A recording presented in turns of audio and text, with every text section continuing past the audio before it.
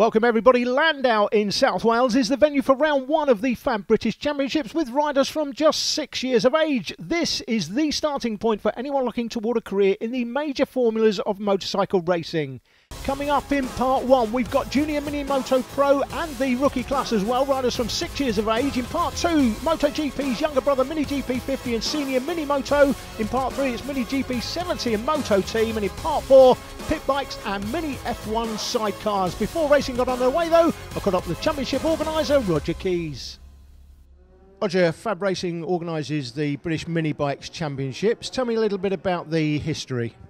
Well, we started it in 2004 because I just had this passion to try and produce young riders that could go on, take the steps up as far as even Grand Prix, which has actually happened with one rider, but also to give good fun riding to the adults at very affordable prices. And so we set it up at that time in conjunction with the MMRA, and then finally a couple of years later we took it all over from mini motos right the way through to the pit bikes and the Moto Team and even the Mini F1 Sidecars. And it's been responsible. We're seeing a lot of riders in the upper echelons of motorcycle racing these days, racing at the real top level. We've got a few here this weekend as well who've come back just to have some fun. There's a real history. This is really where it starts. If you want to be a MotoGP rider, I guess this is the championship to start in. Well, it seems to have been that way. We've actually got two riders in Grand Prix now. Scott Redding's in MotoGP, the very top class. Danny Kent is in Moto 3 and also doing extremely well.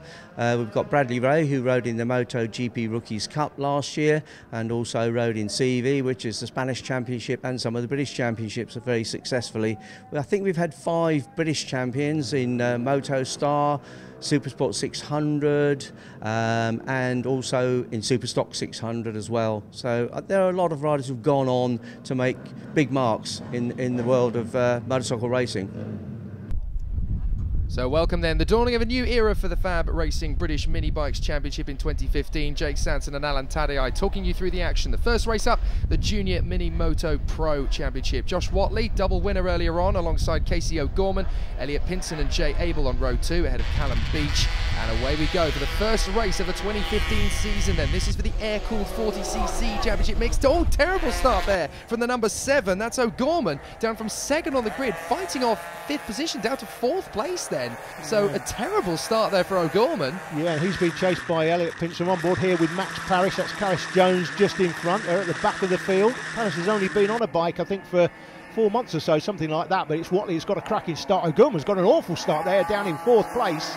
Bit of a gap there in the top 5, back to the 84 of Oscar Pinson. It's very close at the moment as they come out of McQuarters, through Lancaster and out of Chandler's, down the Spitfire Straight. And we've already got a bit of a race battle developing here. Josh Watley trying to get away from Jay Abel, the 9-year-old.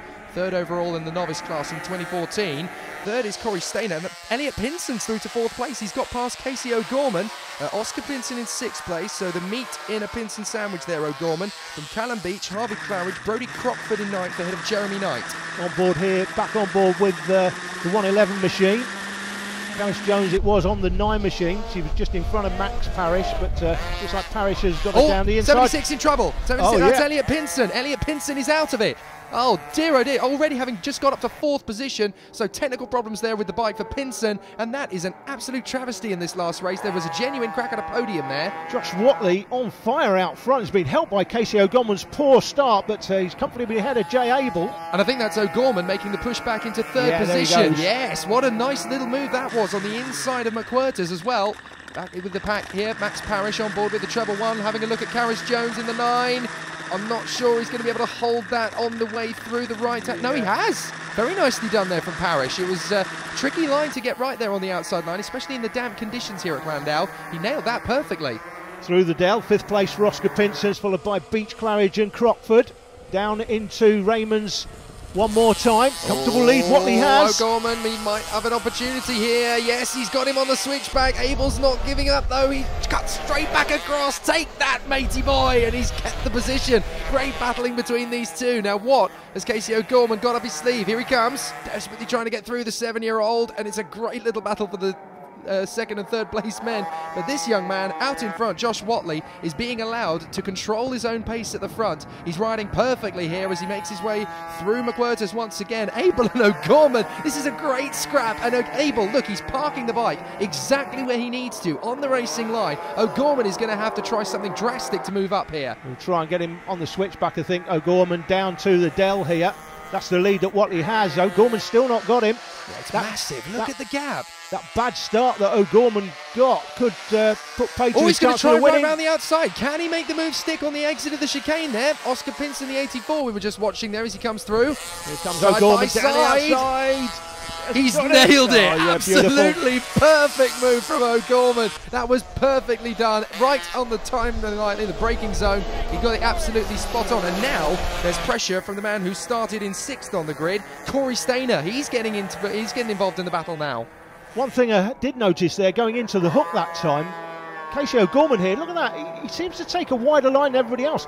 He's much more confident on the parts of the circuit where it's damp. You see, he's taken a wider line there. Everyone else seems to be looking for the dry line. That's Corey Stainer there on the 34. Yeah, he's having a look at Jay Abel, and look at the gap that Casey O'Gorman has been able to pull out in 2nd place. There's Whatley, the leader. Look at that. That is huge compared to the fact that a lap ago he was trying to get into 2nd position. He's gone. He might actually have the stones to get closer to Whatley here. Meanwhile, Abel and Stainer still having this great battle. Abel is having a real job keeping Stainer back. What an exit speed that was. He just got the momentum off the corner beautifully there as O'Gorman, he just checks his bearings, looks back, makes sure that he's got enough space to go for a much more aggressive line. Still trying to chase down Josh Whatley up ahead. It's the battle for 3rd position that'll hit us next. Oh, they're almost side by side. Abel and Stainer still on it. Then comes Oscar Pinson with Callum Beach chasing him down, and then Harvey Claridge. Look how strong the wind is. I think that's fair to say it's well and truly gale force. The 9-year-old from Ottershaw still out front, won all 3 races in the Mini GP50 class at Benidorm in the World Championships earlier this season. So he's hoping to get his British campaign off to a strong start. There's the 35 of Jeremy Knight as we watch Stuart Campbell, the young man from Wokingham, 7 years of age, battling with Max Parrish, the Scott Redding Riders Academy rider. 10-year-old from Clevedon. We saw him take on Caris Jones and win that battle quite nicely. Now, what can he make of the 99? Oh, Pinson's down. Oh, Elliot Pinson no. on the 76 is off. He's having the a 11-year-old terrible from day, Swindon. isn't he? Absolutely. He had that problem earlier on, and now he's fallen. So into the last lap, it's still Whatley that leads, but look how much closer O'Gorman has got. There's Whatley, and there comes O'Gorman behind him. He's closing him in into the final turn. Well, Matthew McCord just in front could actually cause a little bit of a problem here for Whatley if he gets the line wrong, but he's moved aside. It's not going to cause too much of an issue. Checkered flag flies. Very nicely done indeed from Whatley. 3 out of 3, but look how close O'Gorman had got to him by the end. If there was a couple laps more, you kind of think it might not have been Whatley's day by the end of it. There's Stainer, delighted with 3rd position. He beat Abel fair and square. And in 5th position, Callum Beach was catching Jay Abel towards the end. He could have made that 4th place with a couple of laps to go. A great start in the Junior Minimoto. Good race from your point of view. Good start to the championship season, I guess. Just talk us through the race. Well, we had Jay Abel on the Miami round, so I thought I better get a good start because he's on the Miami and he gets a better drive through off the start. So I thought get a better start and use through all the corners, and he's quicker than me down the straight. So I thought brake late, get on the floor a lot earlier than him, and then I'll probably win the race. And you did, I guess. So good start to the championship season for you. Yeah.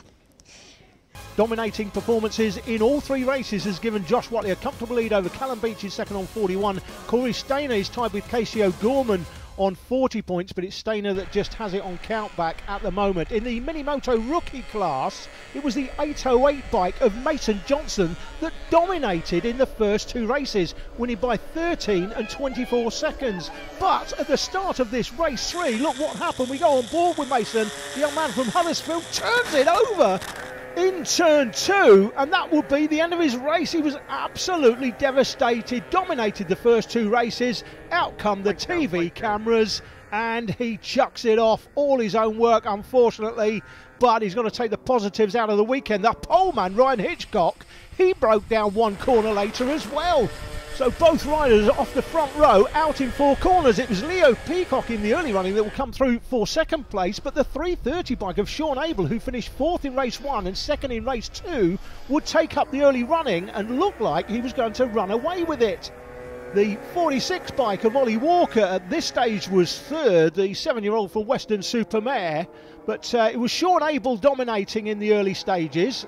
But could the 8-year-old hang on? The 6-year-old Emmanuel Brinton would come through for third. He was on the blue machine. That's Leo Peacock going through in second.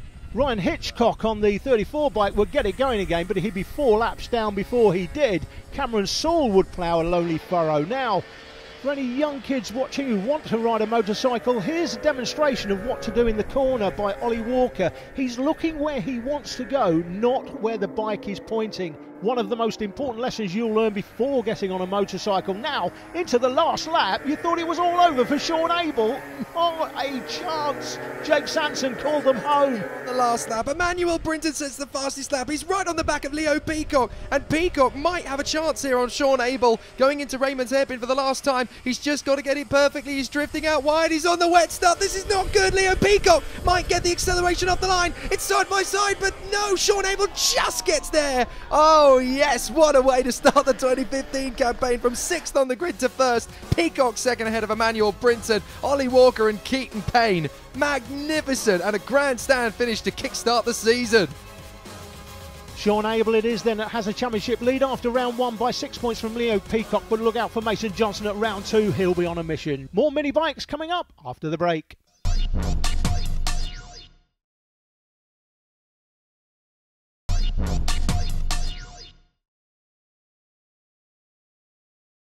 Welcome back to Llandow in Wales, round 1 of the FAB Racing British Minibike Championships. It's the Mini GP50 class for the juniors next.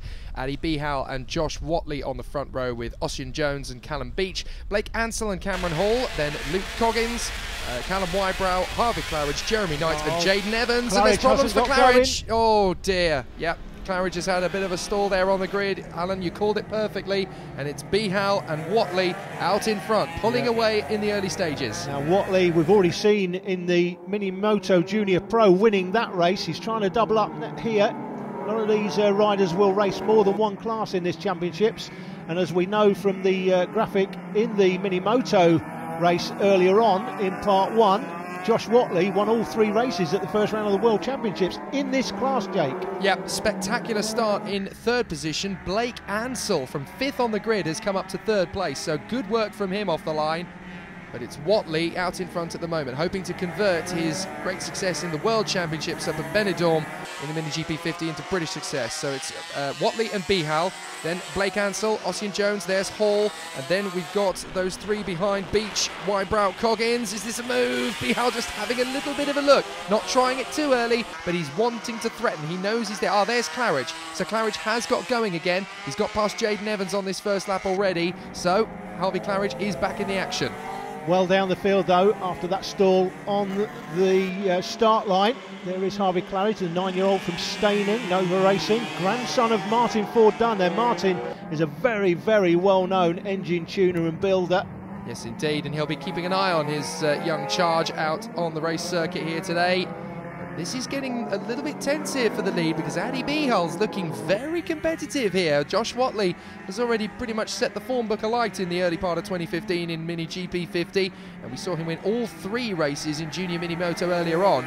Very different bike this, much bigger, a much more technical, dynamic way of riding these bikes. You've got to be so much on your A game, and it looks as though Behal's actually shaping him up for Raymond's. Got him down the inside, on the damp patch down the inside, on board here with Behal, and he has got him. Yes, has he held on to it though? He has. Oh, Watley tried to get the switch back there, and he just missed the apex a tiny little bit as he cut across, so it was beautifully timed by Behal. Look at this battle as well. Ansell and Jones are really on it for 3rd position. Blake Ansell still having a great race after that start. There's Coggins on the 12. Yellow machine. Here's the battle for the lead again. It's still Behal that has it then, the 12-year-old from Maidenhead. Now that is an onboard. That's a great view as we look back towards Watley, hoping to try and get that lead back again. He's had a pretty much flawless day at Llandow so far, but Addy Behal is about to spoil the party here as they make their way through the Dell. And they'll come back round Diggers once again, and this is going to be a very tight battle. This is a tricky circuit for bikes. In karts, you see fantastic wheel-to-wheel stuff here, but in bikes, it's really tricky, very technical. Lots of very fast speeds and slow stops. Just got in. Great move by the 9-year-old from Ottershaw. 9 years old, Jake, on these 6-speed machines. Very difficult to ride. You certainly wouldn't think it from the way he's handling it at the moment. Adi Bihal, very much the man on form in this class today, won both the earlier races, but now it's time for Josh Watley to emerge from his shadow. Current Mini GP70 World Championship leader, Adi Bihal. He's doing a great job, the young man from Maidenhead. This is the Mini GP50 class, of course. We've got the 70 class coming up later on in the programme. He'll be in that as well. Through the fast-flowing Lancaster and into Chandler as they go. Look at the gap he's already managed to pull off there. Look, Watley has actually stretched to about 6 or 7 bike lengths there as they come through the dell once more. Watley has definitely got the advantage here on Bihal, but I don't think the number 50 is going to be there for long. Easier to chase than be chased, of course. Bihal can judge his braking on what Watley is doing out front and gets a lot closer in Raymond's hairpin into the hook this time. He got good acceleration there off the corner, but the trouble is the short straight means that you can get on the power, but you're already into the apex of the next corner before you can make the move. So Bihal definitely gets better acceleration off the hairpin, but he's just not able to get close enough before he's having to straighten up his line for the next move. There's Ossian Jones battling away, trying to close up on Blake Ansell once again. Actually, it looks as though Blake Ansell's fallen away from that little battle. Hall and Coggins having a nice little scrap here. Rookie season in Mini GP50 for Coggins, and he's definitely catching Hall. Looks as though the 11-year-old from Barnsley, who also rides in the GP70 class incidentally, is actually going to have quite a tall order on his hands here. And Watley, look, the gap has come down. Adi Bihal has been chasing him down as they close up on Callum Wybrow to lap him. Bihal's got a good opportunity here. They're side by side. He's got a chance at Raymonds. Oh, great move. Great move later on the brakes there for Bihal. So Bihal back in front. Oh, that was close. Wybrow almost caught them up in that one, but a very nice little manoeuvre there from Bihal. He timed that to perfection and he made him take the outside line. Just watching Claridge go through once again.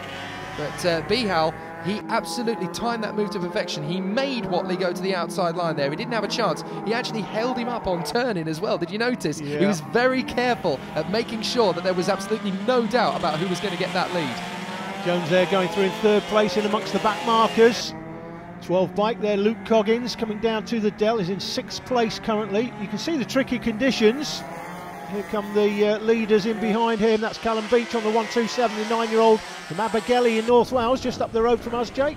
Yes, indeed. He was the under-9s Minimoto World Champion in 2014, so he'll be hoping to keep that pace and rhythm going in the 2015 season. Blake Ansell, getting held up. Big star there behind Claridge. He would have lost 2 or 3 seconds in that. That's going to be very frustrating indeed. But look at the way that Bihal has worked his way through the traffic. He's actually managed to make this lead come to him. He's doing very well over Josh Watley. He's been very disciplined, and he's actually got a bit of a lead in his... Hang on a minute, he's not cruising, is he? Because Watley, he's suddenly coming back at him. Yeah, you can see how he's having difficulty just settling the bike. He's not ultra confident in the conditions, is he? The damp patches on the circuit just causing these riders to have a think about it.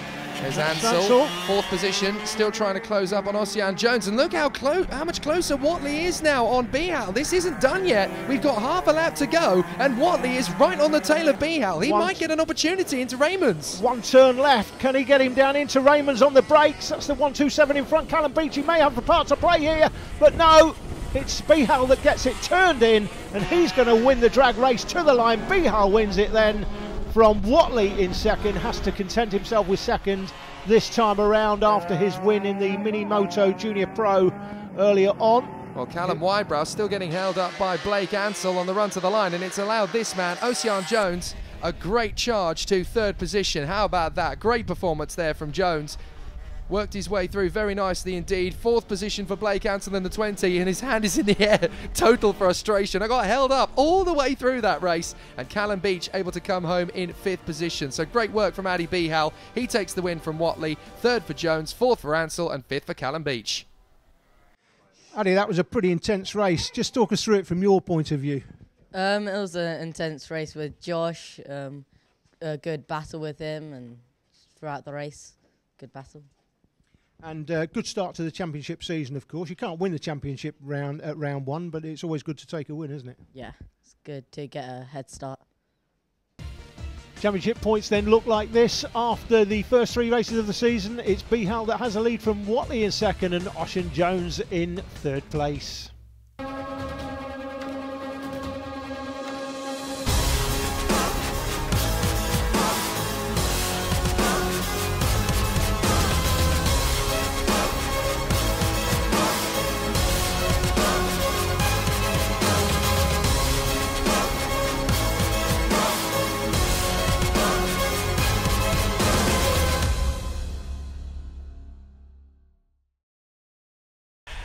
A small grid of senior Minimotos will turn up at the championship for the first time in a while, and the early running was made by the 226 machine of Adam Hartgrove.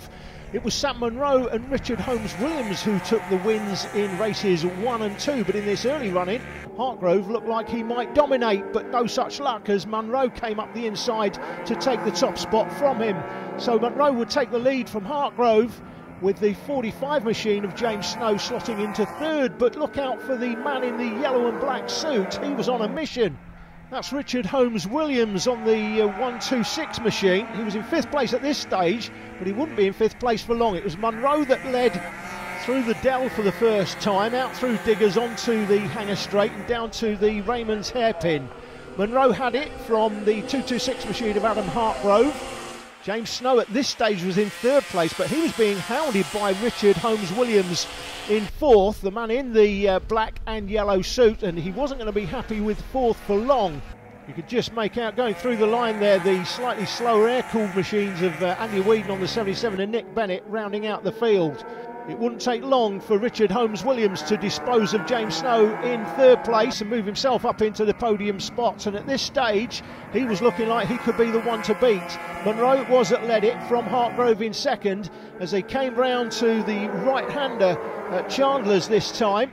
Looked like Munro ran slightly wide, and that allowed Adam Hartgrove up the inside and Richard Holmes-Williams to get that much closer. So Hartgrove through the Dell takes the lead from Munro, but look at Holmes-Williams. Munro fights back, but Holmes-Williams is having none of it. Look at the arms out. Now I can tell you, interestingly enough, I remember as he takes 2nd place, Holmes-Williams, he's got his arms straight out. I remember somebody in karting years ago going into a wind tunnel and finding out that, believe it or not, is the most aerodynamic shape on a machine with no bodywork. So I wonder if Richard Holmes-Williams has been doing some research. It was Hartgrove that led it from Richard Holmes-Williams at this stage. As we rejoin it through Chandler's though, it was Holmes-Williams that took the lead, but look at the off in the background. That's Sam Munro, the early winner, and that was a bit of a disaster from him. Just digs in on the rear end and kicks him over the high side. Fantastic action though in the final stages as Hartgrove takes the lead on the 226, but Holmes-Williams has him back down in Raymond's Hairpin, and at the flag it was Holmes-Williams that would just hold on. John Farr on the 48 bike would take advantage of Munro's misfortune. Munro would get back on the bike to finish 4th, with James Snow coming in 5th place. So the official result then, the top 5. Richard Holmes-Williams adds to his win in race 2 to take 2 wins from the 3 races. Hartgrove in 2nd, Farr 3rd, Munro in 4th and James Snow 5th. The championship points after round 1 look like this, with Richard Holmes-Williams having a 12-point lead over Sam Munro, James Snow a further 3 points back. We'll be back with more from Llandow after the break.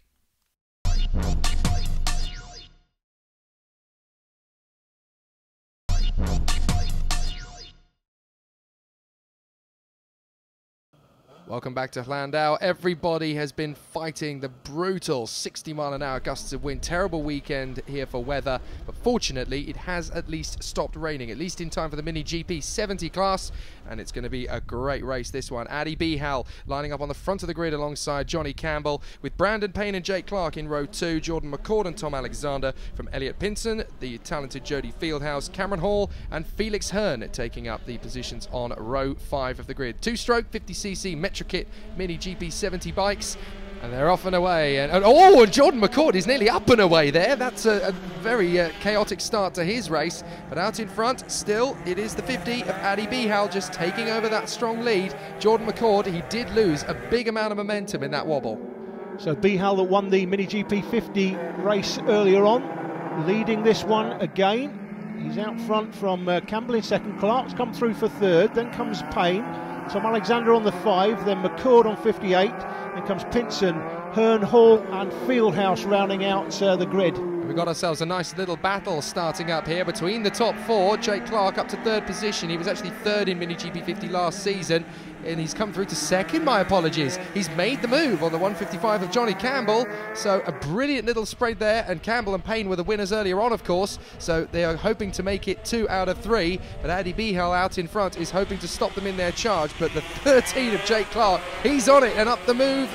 Very close indeed there. He's made it stick. Yeah, he's the man on fire on the 13 bike. Jake Clark, that's Felix Hearn on the 28. Can I just point out that is 4th on the grid to 1st in 1 lap. Jake Clark absolutely on it. And dropping them. Look at that. That's him. He's dropping them already. This is going to be a comfortable victory here for Jake Clark. Look at the charge away from them. He's practically in a different postcode compared to the other riders. That's incredible. Brandon Payne there on the 23 bike, the 15-year-old from Dudley in West Midlands. Didn't start in race 1, but went on to win race 2 as the Mini GP50 champion last season. This is the leader, Clark. Look at this for a lead, Jake. This is Rossi territory, isn't he? He's absolutely flying away from the rest of the field. Marc Marquez, eat your heart out. Yeah, well, we're giving away our age here saying Rossi because it's Marquez really. It is Marquez nowadays, isn't it? He's the young man these days that they've all got to beat. Oh, up on the inside, that's Tom Alexander making a move on Brandon Payne. Payne's trying to get the switch back. Very close indeed. I think Payne might have him back again. Yes, he does. Alexander is going to have... And they both got past the 155 of Johnny Campbell. Campbell lost out big style at Raymond's. He's lost 2 places there. So that's Payne up another. Here's Fieldhouse making the move on Hearn. Only been riding GP70s very, very recently. Got started in this class. So Fieldhouse, that's definitely one to watch. Look at that, a huge tank snapper nearly. Alexander nearly chucks it off there. You can see his bike's a bit frisky. You can see the conditions very, very difficult for these riders. It's dry in parts of the track, it's damp in others, but the man revelling in them, Jake Clark, look at the lead. Unbelievable. And bear in mind, the man on the 50 machine there is the leader in the World Championships at the moment, Jake. Yes, indeed. Alexander 9/10 towards the high side there, but he just manages to collect it together before Campbell gets through. But now this is giving Alexander a real taste of what it's like to close in on Payne. Payne shuts the door nicely. Oh, great acceleration off the corner. Take that, sunshine. I'll have the place. Brilliant. Fantastic. Great move there by Alexander through Raymond's. Into the hook one more time. It's Alexander up to 3rd place. He's on the podium at the moment. Payne on the Repsol Honda replica bike there in 4th place. Up the inside is he. That's a yeah, he's got him as well. Yep. Oh, and Alexander there runs wide. He's a bit frisky on that bike. Yeah, he put him under pressure and he just got one wheel onto the damp stuff, and that was where the bike decided to carry him. Meanwhile, look at the distance Clark has put on Adi Bihal in 2nd position. Clark, he might as well be on a MotoGP bike compared to everybody else out there, such as the distance. Cameron Hall just working his way onto the start-finish straight as we watch the battle for 3rd position. Here's Payne back into 3rd place, and there's the man in 6th just trying to close them down, McCord, after that little wobble. Then just behind is the 76 of Elliot Pinson. Up the inside comes Alexander. So back for 3rd place, but not for long. Has he got him back on the switchback? He has. Yep, Alexander just drifted out 2 wide at Raymond's there, and McCord is going to get closer to these 3 if we're not careful. At the moment, Campbell's got a grandstand view of this battle, and now he's had enough of sitting in 5th place. He wants to take on Alexander up the inside line. Look, he's giving him all the room in the world, and then he sweeps by to cut the nose. Absolutely brilliant. So beautiful riding at the moment from Alexander. Oh, no! Low side! Lost it all together, and he was always in danger of doing that, unfortunately. Let's look at it again. Yeah, the bike's looked frisky all race long, hasn't it? And he just loses it. I mean, he's on the dry line, but he just loses the front end, and unfortunately for Tom Alexander, that is his race over. Yeah, he just carried too much speed into the corner, and that was it, all it needed. And now that's given Campbell a 2nd win. He's now on the back of Payne, trying to make the move for 3rd position, and they're both catching Bihal. Bihal is losing ground to these 2. McCord still trying to get away from the 76 of Pinson. We look back. Who's next? That's the 28. That's Hearn. So Felix Hearn still trying to get into the mix of 6th position. He could get there, actually, at this rate. There is Alexander. He's got himself back up and running again, but he's lost all that time he made up. He's got so much hard work to do, and that's Fieldhouse behind him. Here comes the leader. Clark down the heat inside of Fieldhouse, who is the back marker. Nice move. Unlucky for some, number 13, but not for Jake Clark today. He's well out front as we hit the last lap. Where is everybody else? There's the answer. Half a lap behind. Behouse, second position. Payne and Campbell fighting for third position now. Can Campbell get the acceleration? No. Payne has parked the bike exactly where he needs to through the apex, and that's going to keep Campbell back at least for another couple of corners. But I do get the suspicion that the 155 is not going to be content to sit there for too much longer. It's basically this little section of the course that he's going to get his opportunity. Jake Clark on a 54.7, streets ahead of everybody else. But Bihal, look, he's getting tentative now. There's a chance that Payne could grab second place here. Bihal's definitely under pressure. That's Alexander, who's back on the bike. He's got the race leader right behind him now. Looks like Clark will make a comfortable, well, he doesn't need to make a move, does he? No, not indeed. close enough anyway. Yeah, he just cruises through the last corner on the dry line, no pressure at all. He's commanded this race dominantly, brilliant victory, fantastic display. Even the checkered flag man struggling to wave the checkered flag in this wind, but it is a great win for Jake Clark. Second position is done and dusted. Third place is anybody. Oh, Campbell nearly loses it completely, but it's second for Bihal, third for Brandon Payne, fourth for Campbell. That was close. Campbell was shaking his head there. I think he's just happy to get away with fourth place in the end. It could have been much worse. Yes, indeed, and it ends up with fifth position, just being won by Jordan McCord ahead of Elliot Pinson there. But very close fight indeed for second, third and fourth. It's a one-man show up in front for Jake Clark, who runs away and hides. Absolutely commanding performance here in the Mini GP70. Jake, winner in the Mini GP70 race. Good race from your point of view. Just talk us through it. Yeah, I got a good start. I was second in the last few, and I managed to push up front. Yeah. So where do we go from here in the championship? And what are you looking for moving forward? Because this is the start of a career, isn't it, towards MotoGP, I guess. Yeah, but is that where you want to be? Yeah, hopefully. It's Clark, Campbell and Payne, the top three positions in the championship after round one. Clark finished second in the first two races, but come the TV cameras, come the man. Now the mini highlights in this part features Moto Team, the class where you can have up to 3 riders if you want to. It also happens to feature the greatest Moto Team in the world, bar none. It's Fifi Le Ding Dong, ridden by Trevor Fife. He's the only rider in the team. And when I say Fifi Le Ding Dong are the greatest team in the world, I'm not necessarily saying they're the fastest team in the world. Jake picked up the commentary on lap 1. Sam Clowes, Ian Jackson and Trevor Fife leading the way for SFC Racing, Devil Racing and Fifi Le Ding Dong respectively. And this little battle between Clowes and Jackson out in front could well be characterising the entirety of this race. Jackson in the 27. You wonder what the face of the devil looks like. You've just seen it. It's Ian Jackson. They go through the shot. These two well clear.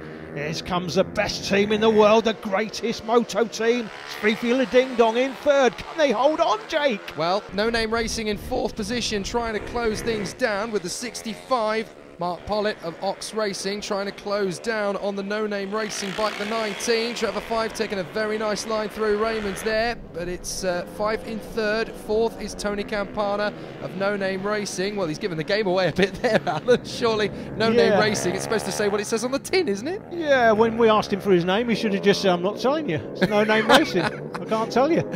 So Fife and Campana with Pollitt on the 65 Ox Racing bike in fifth position. Single rider teams a lot of this field, but it's more about the fun and games element of the team spirit. Talking of fun and games, the 65 bike there, at the beginning of the weekend, as he looks like he's made the move up the inside, has he? I think he might have moved up to fourth, yes. He was called MT's Mr. Nasty at the beginning of the weekend. And then he said, I've changed the name, and I'm sure he said Hot Racing to me, but he's just... he then emailed me to say, no, it's now Ox Racing. So, I think he's changing his names more time than he's changing socks. Yeah. Brilliant. So as the battle for third position continues on there. Oh, at the inside. Oh, Pollitt's nearly taken off. Fifi, that's disgraceful. You'd never have forgiven him if he'd managed to pull that off. So as the race developed then, it was going to be a two-man scrap, but in the end, Ian Jackson got down to hard work and pulled away in fantastic style. Made the move, flew away, 59.161 fastest lap. and the team race won by Devil Racing with Ian Jackson on the bike. Sam Clowes in second position, a third in fine style for Ox Racing, ahead of Fifi Le Ding Dong. I don't like that. No, you don't like it. I'm not happy about that at all. And No Name Racing in fifth position. So fantastic work for Devil Racing then, topping the points at the end of the first round for your favourites, Fifi Le Ding Dong, second place, with Hot Racing, Ox Racing, or whatever you want to call them, third.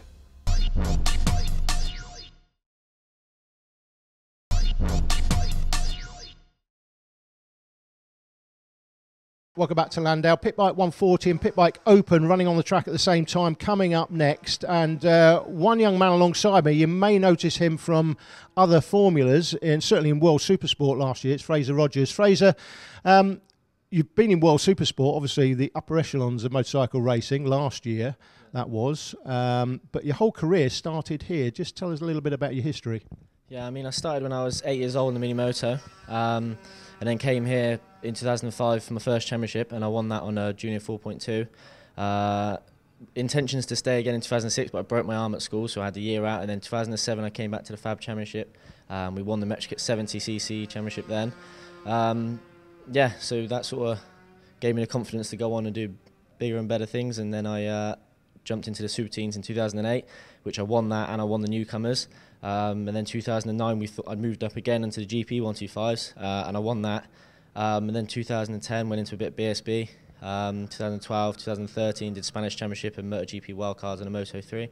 And then finishing off last year, made it to World Championship in the World Supersport class, which runs alongside the World Superbikes, which was good. Yeah, it's a little bit unusual to see somebody, I mean, for example, if this was car racing, you wouldn't see Lewis Hamilton come out of Formula One and turn up at the first round of the Super 1 British Karting Championships just to have a go, but here you are. It's very unusual, but you're not the only one. You see a lot of riders coming back to the roots, don't we, in this? I mean, yeah, without this FAB Championship and Roger and everyone, we wouldn't be where we are today, because this is where you start. All these young kids that are riding there, progressively going to move on up through the championship. So it's nice to come back and see everyone, and obviously I enjoy riding a motorbike, so I've got a little CRF 150 Supermoto, so that's good fun to ride out there, especially in the rain, and we've got a few other BSB boys here as well, which is good to race against. So yeah, it's just nice to come back. I also help out a few of the kids and just keep an eye on what they're doing and see who's coming up. Okay, well, good luck today. Thank you. Pole position, there he is, the man himself, Fraser Rogers on pole position alongside the 86 of Charlie Nesbitt. Look at him, already psyching him out before the start of the race. Then we have Brad Ray and TJ Toms on row 2. Further back, Cameron Horsman and the first of the 140 runners, Richard Holmes Williams. Then it is James Ansell and Alec Wright, Max Cook and Ben Bailey from Daniel Lee and James Snow, Payne, Winterson, Dyer, Blanchard, Close, Good and all. We're ready to race as the green flag drops, and it's a good start from Rogers. Initial getaway, very nice indeed from Charlie Nesbitt, Ray, Toms, Horseman, Holmes Williams staying in the pack as well. So it looks as if it's as they started in the top 6, with Rogers stretching a slight advantage out in front, not by much. There's Nesbitt right on his tail in the early stages. Brad Ray having a little bit of a look on the way up to the top at McWhirter's, and it's close in behind for TJ Toms, just about holding the legs on Cameron Horseman. Richard Holmes Williams, the leading 140, still there in 6th position, holding pace with the rest of the front runners. Alec Wright it was in the Pit Bike 140 class that won both of the earlier races, but he's behind Richard Holmes Williams at the moment. Had to start behind Richard Holmes Williams on both occasions, of course, in the earlier races, but came out on top in the end. Just outside the top 6, Max Cook holding on from Alec Wright, Daniel Lee and Ben Bailey rounding out the top 10 as the field makes their way through Raymonds, Snow, Payne and Winterson not too far away. TJ Toms currently in 4th position where he started. No major moves through the field. Everybody just trying to get used to these bikes on these conditions. A big slide there from James Snow in the 45 on the way through the first little jink to the right. Richard Holmes Williams is the leader in the Pit Bike 140 class. He won the Senior Minimoto race we saw early on, of course. Finished 4th in race 1 in the Pit Bike 140 class, and then 7th in race 2, as we see Charlie Nesbitt go through for the lead in the Pit Bike Open class. So that drops Rogers down to 2nd place, the 82 in 3rd, Bradley Ray. Yeah, Brad Ray very nearly made it through to 2nd place as well, and that's brought TJ Toms on the 6th right into play as well. So now it's a 4-man scrap for the lead in this one, and Brad Ray is actually looking like the man to pounce now. He might get that momentum to go through. Fraser Rogers as well. They come off Raymonds, and 86 Nesbitt hits the front for the first time, but Rogers Ray and Tom's very close in behind. Cameron Horseman getting closer as well. The two bike just going through the picture. Alec Wright won the first 2 races in the pit bike 140 class. Here comes Rogers for the lead. Oh, he nearly slides it. Oh, that's Nesbitt close. wide. And that drops Nesbitt, well, he drops down 2 places in the one corner there, and the 82, Brad Ray, comes through for second. That was a very nice little manoeuvre from the 89 Rogers, but they both slid on the way through the left-hander, and that dragged them out sideways, and Brad Ray just saw an opportunity and went, cheers for that fella. I'm into second position now, so I'll just pull away. But look at what that's done. Horseman right up to the back of this queue of bikes. It's now a 5-bike scrap for the lead, and clearly the 72 dealing with these conditions very well. He's got the momentum to carry. Oh, Charlie Nesbitt! No, Nesbitt into the back of Ray at Raymond's, and he's down. He's got it all wrong going into Raymond's. Looks like he may have locked up slightly. Let's have a look at the replay. Oh yeah, Well, look, he's just locked up on the brakes. Yeah, just nothing you can do about it. Straight into the back of the wheel. Gets it all wrong, and that's run Bradley Ray a little bit wide. He's lost a little bit of time. We see the 437 going through the shot there. I thought I saw the 86 having some problems there as well, so I think that's caused Charlie Nesbitt a lot of damage to the front of the bike. He's managed to get it going again, but he's lost a lot of time, a lot of places, so he's continuing to put himself back into this race, but he's got so much work to make up. And look at what that's done. That's released Fraser Rogers. He's now way out in front, and that actually puts TJ Toms up into second place, because I imagine Brad Ray had to work really hard indeed to get himself back into position. He's down to 4th place now behind the 72 of Cameron Horseman. Yeah, and it looks like it's put Horseman off slightly going through that turn. He may have had to take avoiding action. That's the 2-bike of Alec Wright. He's in front of Richard Holmes-Williams there, Jake. So the winner of the first 2 races in 140, back in front in this one. He's had to come from behind. Yellow flags again on the far side of the circuit. Didn't see who went down. Hopefully we'll get a look at that in a moment or two. But we've got Brad Ray all over the back. That was close. That was very nearly a big high side, and up into position has come the 72 of Horseman making the move. So 72 Horseman takes advantage of that little moment and is up to second place past Toms and Ray. Look at that, 72 in second place. Yeah, TJ lucky to hold on to that there. Now somebody was off in the background there. Somebody was trying to right the bike. Couldn't see who that was. But Horseman, look at him gaining on Rogers. The gap is down to 1.8 seconds now. Horseman is absolutely charging here. Toms and Ray are being left for dead here in 3rd and 4th position. Horseman is definitely the man to keep an eye on at the moment, as Toms holds that 3rd position. I can tell you that Cameron Horseman is 9/10 of a second at this stage faster than Fraser Rogers out front. Now, catching him's one thing, getting past is another, and then holding on will be another thing, because Fraser Rogers will not want to lose his Ray's race. got a great exit out of the hairpin of McWhirters. He's got a chance into Chandler's, but he can't quite get the move done. And even Fraser Rogers in the 89 looking a little bit tentative. I wonder, did he hear the wet patch there? 1.16, look at that, he's closed him 7/10 in 1 lap.